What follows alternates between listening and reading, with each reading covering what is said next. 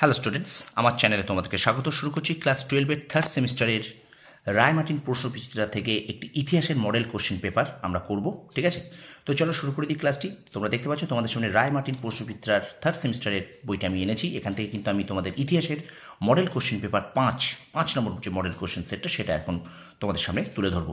তো পরীক্ষার প্রস্তুতির জন্য কিন্তু এই বইটা ভীষণ উপকারী।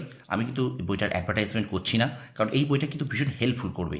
আর একটা কথা, আমি তোমাদের কিন্তু ক্লাস 12-এর থার্ড সেমিস্টারের জন্যে এই রায় মার্টিন প্রশ্নবিচিত্রা ছাড়াও এবিটি টেস্ট পেপার থেকেও কিন্তু বাংলা, ইতিহাস, ভূগোল এবং রাষ্ট্রবিজ্ঞানের কিন্তু আমি মডেল কোশ্চেন পেপার তোমাদের সলভ করে দিচ্ছি। তো সুতরাং অবশ্যই আমার চ্যানেলটাকে বেশি করে লাইক করো, আর একটু বন্ধুদের শেয়ার করো, আর অবশ্যই তোমরা যারা এখনও সাবস্ক্রাইব করোনি তারা সাবস্ক্রাইব করে দাও। ঠিক আছে, চলো শুরু করি।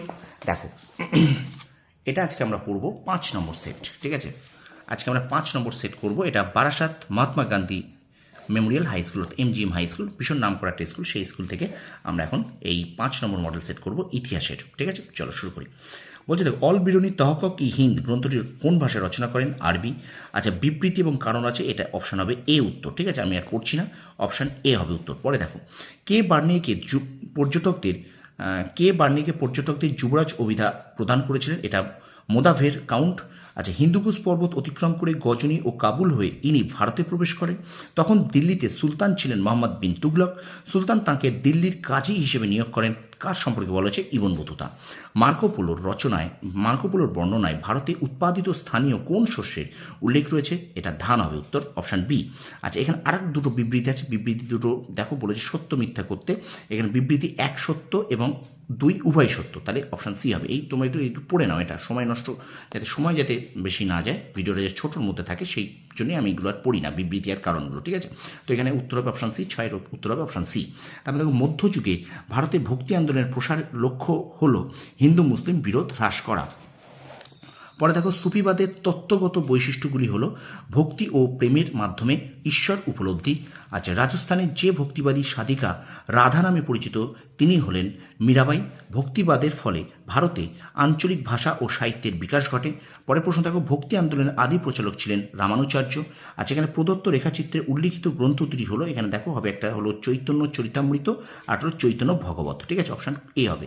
আচ্ছা, এবার দেখো, আবির্ভাবের সময়কাল অনুযায়ী সঠিক ক্রমে সাজাও। প্রথমে অপশান সি, এর উত্তর হবে কবির গুরু নানক, শ্রী চৈতন্যদেব এবং মীরাবাই। আচ্ছা, এখানে স্তম্ভ মিলাওটা একটু দেখে নাও, এখানে অপশান সি হবে উত্তর। 1-এর সি, 2-এর ডি, 3-এর এ, 4-এর বি। 1-এর সি, 2-এর ডি, 3-এর এ, 4-এর বি। ঠিক আছে, তারপর দেখো, এবার আমরা চলে যাচ্ছি 15 নম্বর প্রশ্নে। দেখো, বিজয়নগর রাজ্যের প্রতিষ্ঠাতা ছিলেন হরিহর বুক্ক। আচ্ছা, বাহমনি রাজ্যের শাসন কার্য পরিচালিত হতো রাজধানী ড্যাশের মাধ্যমে গুলবর্গা। বিজয়নগরের সমাজ জীবনের শূদ্রদের স্থানীয় নাম নলভজতি ভারু। আচ্ছা, বাহমনি রাজ্যের রাজধানী বিদর কার প্রধানমন্ত্রিত্বকালে শিক্ষা সংস্কৃতির পীঠস্থানে পরিণত হয়? মামুদ গাওয়ান। তারপর দেখো, হাম্পির বিঠ্ঠল স্বামী মন্দির নিচের কোন শাসক কর্তৃক নির্মিত? এটা হবে কৃষ্ণদেব রায়। আমুক্ত মাল্যদা গ্রন্থের রচয়িতা হলেন কৃষ্ণদেব রায়। ইন্দো চীনে উপনিবেশ স্থাপন করেছিল ফরাসিরা। আমেরিকো ভেসপুচি উল্লিখিত নতুন বিশ্ব বা নিউ ওয়ার্ল্ডের আবিষ্কারক, এটা হলো ক্রিস্টোফার কলম্বাস। বাড়তি মূলধনের চাপই সাম্রাজ্যের মূল কারণ বলে মনে করেন, এটা হবে জে এ হবসন। সাম্রাজ্যবাদ হলো পুঁজিবাদের প্রত্যক্ষ সম্প্রসারিত রূপ, একথা বলেছেন ভি আই লেনিন। কোন অর্থনৈতিক ব্যবস্থায় মূলধনকে রাষ্ট্রের অধীনে আনা হয়? এটা হবে মার্কেন্টাইলবাদ। কোন পুঁজি ব্যবস্থায় ঝুঁকির প্রবণতা বেশি থাকে? শিল্প পুঁজিতে।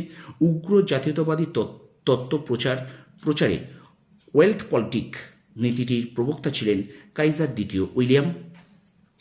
আচ্ছা, পরের প্রশ্ন দেখো, সাম্রাজ্যবাদ বিস্তারের উদ্দেশ্যে জার্মানির তরফ থেকে টিউটনিক জাতির শ্রেষ্ঠত্ব প্রচার করা হয়। ভারতে কোন রাজ্যে প্রথম ইংরেজরা রাজনৈতিক আধিপত্য প্রতিষ্ঠা করেন? উত্তর হবে বাংলা। পরে দেখো, চীনে আমেরিকার অর্থনৈতিক সাম্রাজ্যবাদ চালানোর নীতিকে ড্যাশ অদৃশ্য সাম্রাজ্যবাদ বলে উল্লেখ করেছেন কে? এটা হলো জওহরলাল নেহেরু।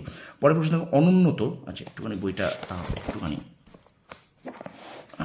এবার দেখো, অনুন্নত জাতিকে সভ্য করার দায়িত্ব উন্নত জাতির, উক্তিটি করেন, এটা হলো জুলি ফেরি। ঠিক আছে, আচ্ছা, পরের প্রশ্ন দেখো, যোগ্যতমের উদ্বর্তন তত্ত্ব প্রচার করেন চার্লস ডারউইন। নয়া সাম্রাজ্যবাদ কথাটি ব্যবহার করেন ডেভিড টমসন।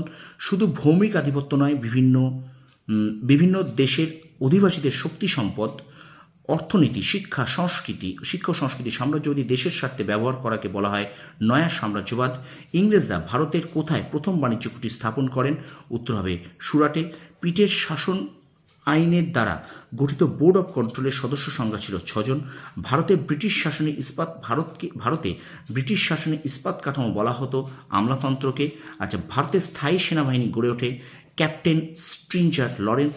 আচ্ছা, প্রথম সনদ আইন পাশ হয় 1773 খ্রিস্টাব্দে। এবং 40 নম্বর প্রশ্নটা দেখো, ব্রিটিশ ভারতে ভূমি রাজস্ব ক্ষেত্রে ইজারাদারি ব্যবস্থা প্রবর্তন করেন ওয়ারেন হেস্টিংস। তো স্টুডেন্টস, এখন আমরা শেষ করলাম ক্লাস 12-এর থার্ড সেমিস্টারের রায় মার্টিন প্রশ্নবিদ্যা থেকে 5 নম্বর মডেল কোশ্চেন পেপার। তো আশা করি প্রশ্নগুলো তোমাদের পরীক্ষার জন্য ভীষণ ভীষণ হেল্পফুল হবে, ঠিক আছে? আর এরকম প্রশ্ন মডেল কোশ্চেন তোমরা সেট তোমাদের সামনে আমি তুলে ধরছি আমার এই চ্যানেলের মাধ্যমে। সুতরাং অবশ্যই চ্যানেলটাকে একটু সাবস্ক্রাইব করে দাও, যারা এখন সাবস্ক্রাইব করোনি বন্ধুদের মাঝে একটু বেশি করে শেয়ার করে দাও, ঠিক আছে? তোমরা সফল হও, তোমাদের সাফল্য কামনা করি। ধন্যবাদ।